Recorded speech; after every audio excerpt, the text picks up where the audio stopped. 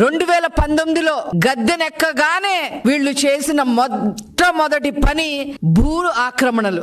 బకాసుర్లాగా తిని అవతల పారేశారు. ప్రజల్ని అమాయకుల్ని చేసి కొట్టి తిట్టి గన్నులు చూపించి కత్తులు చూపించి వాళ్ళ పేరు మీద రాయించేసుకున్నారు. ఎంత దారుణం అంటే వీళ్ళు ప్రభుత్వ భూములు వదిలిపెట్ల, దేవాదాయ భూములు వదిలిపెట్ల, అసైన్డ్ భూములు వదిలిపెట్ల, ఇనాము భూములు వదిలిపెట్ల, అటవీ శాఖకు సంబంధించిన భూములు వదిలిపెట్ల, ఇరిగేషన్ శాఖకు సంబంధించిన భూములు వదిలిపెట్ల, ఏ భూములు కూడా వదిలిపెట్టకుండా గ్రామాల్లో కూడా మరి ప్రతి గ్రామంలో కూడా ల్యాండ్ మాఫియా చేయటం జరిగింది. ఈ ల్యాండ్ మాఫియాకి హెడ్ జగన్మోహన్ రెడ్డి అయితే సమన్వయకర్తలు ఉత్తరాంధ్రకి సంబంధించి ఎస్వి సుబ్బారెడ్డి, విజయసాయి రెడ్డి, రాయలసీమకు సంబంధించి పెద్దిరెడ్డి రామచంద్రారెడ్డి, మిథున్ రెడ్డి.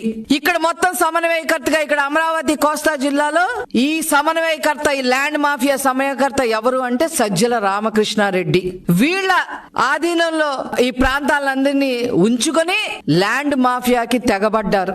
వీళ్ళకి అదనంగా మంత్రులందరూ పరిపాలన చేయాల్సింది పోయి వాళ్ళకి ఇచ్చిన శాఖల్లో మరి నాలెడ్జ్ ఎక్వైర్ చేసుకొని ప్రజలకి తోడ్పాటు చేయాల్సింది పోయి మంత్రులందరూ కూడా భూ కబ్జాలు చేయటం జరిగింది. ఎంత దారుణం అంటే కాకినాడ పోర్టులో తో సహా కబ్జా చేసి 4,000 ఎకరాలు 12 కోట్లకి రాయించేసుకొని మరి భూ కబ్జా చేసేయటం జరిగింది. అలాగే పెద్దిరెడ్డి రామచంద్రారెడ్డి, మిథున్ రెడ్డి రాజాలపల్లిలో మరి దాదాపు 1000 ఎకరాలు జమీందారు భూముల్ని కూడా కాజేశారు.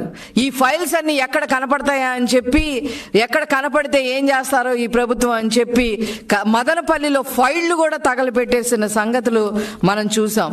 అట్లాగే పిన్నెల్లి బ్రదర్స్ 1000 కోట్ల పైన మరి భూ కబ్జాలు చేయటం జరిగింది. దానికి ఇంతవరకు వాళ్ళు వచ్చి సమాధానం చెప్పిన పరిస్థితి కూడా లేదు. అదే విధంగా అనంతపురంలో కేతిరెడ్డి బ్రదర్స్, తోపదుర్తి ప్రకాష్ రెడ్డి బ్రదర్స్ 1000 ఎకరాలు కబ్జా చేసేయటం జరిగింది. 2014 నుంచి 2019 వరకు పరిపాలన చేసిన నారా చంద్రబాబు నాయుడు గారు సోలార్ ప్లాంట్ల కోసం ఎకరాలు కేటాయిస్తే ఆ ఎకరాలు కూడా 100 ఎకరాలు కూడా కబ్జా చేసేసి రియల్ ఎస్టేట్ వ్యాపారం చేసిన హీన చరిత్ర ఈ కేతిరెడ్డి బ్రదర్స్ ది.